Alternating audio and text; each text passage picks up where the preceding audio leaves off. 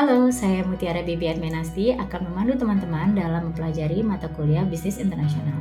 Materi ini disarikan dari buku International Business and Asian Perspective karya Charles Hill, Chow Hao, dan Krishna Udaya Sangkar. Kali ini kita akan membahas mengenai budaya dan bagaimana memahami budaya itu dapat meningkatkan kesuksesan kita sebagai seorang pebisnis internasional. Sebelum kita berkenalan dengan budaya suatu bangsa, kita pelajari dulu istilah-istilah terkait budaya sebagai alat untuk memudahkan kita memahami budaya suatu bangsa. Budaya adalah sistem nilai dan norma yang berlaku pada sebuah grup atau kumpulan manusia yang disepakati bersama dan membentuk cara hidup kumpulan manusia atau masyarakat tersebut. Nilai adalah ide abstrak mengenai apa yang dipercaya sebagai suatu hal yang baik, benar, dan diinginkan. Norma adalah aturan sosial dan pedoman dalam bersikap yang pantas pada situasi tertentu. Masyarakat adalah grup yang terdiri dari banyak orang yang memiliki nilai dan norma yang sama. Negara kebangsaan atau nation state adalah konsep politik dari sebuah state atau negara atau kelompok masyarakat yang secara bersama-sama terikat dengan loyalitas dan solidaritas umum dalam sebuah entitas teritorial sebelum adanya pernyataan berdirinya sebuah negara.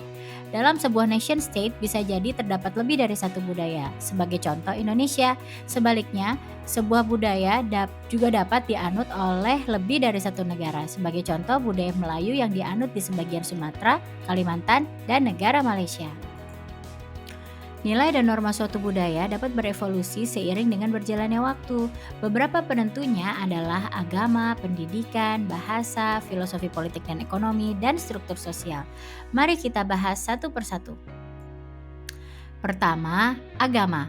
Buku ini mendefinisikan agama sebagai sistem kepercayaan dan ritual yang berkaitan dengan Tuhan.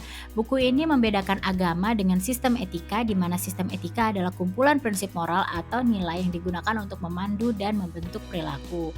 Tentu pada kenyataannya setiap agama memiliki ajaran yang berbeda-beda. Mungkin sebagian besar dapat didefinisikan sebagaimana disebutkan buku ini. Namun jangan lupa, ada pula agama yang tidak hanya berbicara mengenai ritual, tapi juga memberikan panduan berperilaku, sistem ekonomi, hukum, dan sebagainya.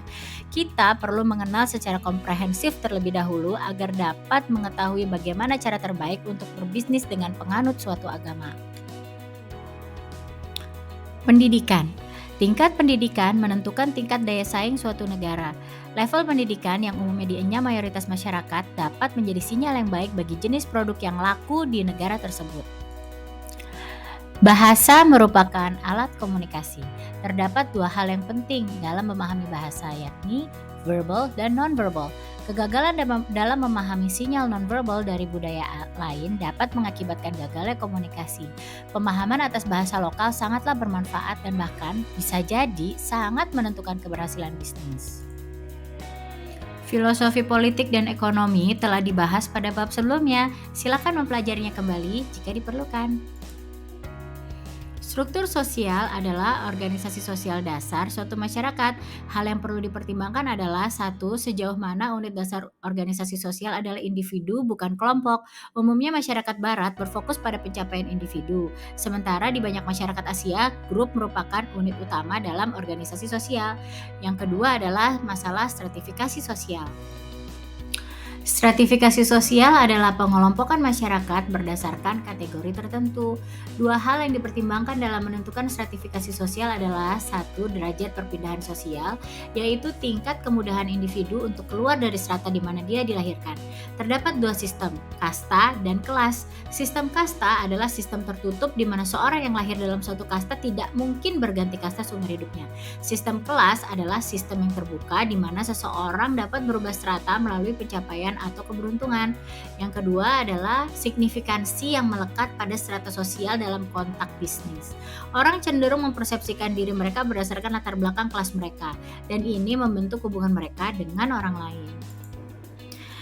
Jadi, bagaimana mengidentifikasi pengaruh budaya dalam lingkungan kerja? Kita dapat menggunakan alat yang diciptakan oleh Gert Hofstede, yaitu Dimensions of Culture. Terdapat 6 dimensi dalam budaya, yaitu Power Distance Index, Individualism versus Collectivism, Masculinity versus Femininity, Uncertainty Avoidance Index, Long-Term versus Short-Term Orientation, and Indulgence versus Restraint. Profesor Hofstede telah mengumpulkan data dari seluruh dunia dan dapat kita gunakan dengan mengakses website beliau www.hofstadeinsight.com. Lalu masukkan nama negara yang ingin kita kenali. Sampai sini, pembahasan mengenai budaya telah selesai. Pelajaran penting bagi seorang pebisnis internasional terkait budaya adalah sebagai berikut. Yang pertama, perusahaan yang tidak berusaha mengenali budaya negara target besar kemungkinan akan gagal atau bahkan tertolak sejak awal. Dua, mengenali budaya berarti mengidentifikasi potensi dan peluang tidak hanya pasar, tapi juga pekerja, lokasi, dan sumber daya lain yang dapat meningkatkan daya saing perusahaan. Sekarang kita akan berbicara mengenai etika dalam berbisnis secara internasional. Dalam berbisnis, baik dalam lingkup lokal maupun internasional, menjunjung tinggi etika sangatlah penting. Etika adalah prinsip-prinsip apa yang dianggap benar ataupun salah. Etika bisnis adalah prinsip benar dan salah dalam berbisnis. Beberapa isu etika dalam bisnis internasional yang dibahas dalam buku ini meliputi praktik pekerjaan, hak asasi manusia, peraturan lingkungan, korupsi, dan kewajiban moral dari perusahaan multinasional. Mari kita bahas satu persatu. Etika dan praktik pekerjaan. Praktik pekerjaan berkaitan dengan kondisi bekerja. Seringkali negara penerima pekerjaan atau host country memiliki kondisi bekerja di bawah standar pemberi kerja atau home country. Makanya bisa memberikan harga produksi lebih rendah. Perusahaan pemberi kerja biasanya menjadi dilema mana standar yang sebaiknya dipakai, standar host country kah atau standar home country atau diantaranya. Berikutnya adalah isu terkait hak asasi manusia. Menurut buku ini, di negara maju, hak asasi manusia adalah sesuatu yang umum. Namun, hal ini belum tentu berlaku di negara lain. Apa yang harus dilakukan perusahaan yang berbisnis di negara di mana hak asasi manusia tidak dihormati? Selanjutnya adalah isu terkait lingkungan. Umumnya, lingkungan adalah public good yang tidak dimiliki siapapun, tapi siapapun bisa merusaknya. Apa yang harus dilakukan perusahaan jika host nation memiliki peraturan perlindungan lingkungan yang lemah?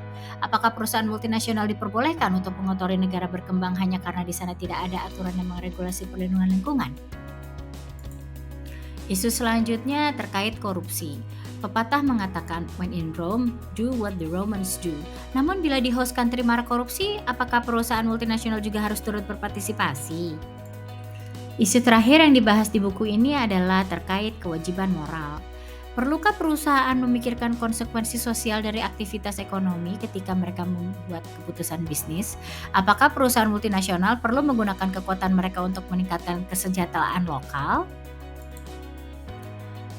Jadi, apa yang harus dilakukan manajer pebisnis internasional bila pilihan etis mereka berlawanan dengan tujuan bisnis mereka? Yang pertama yang bisa dilakukan adalah merekrut orang beretika dan paham etika dan aturan setempat menjadi sangat penting. Yang kedua, bangunlah budaya organisasi yang menghargai perilaku etis. Bangunlah keberanian moral untuk memilih dan menjalankan keputusan yang benar. Dengan ini, selesailah pembahasan materi kita kali ini. Terima kasih atas perhatian Anda. Semoga bermanfaat. Sampai bertemu pada pembahasan materi lainnya.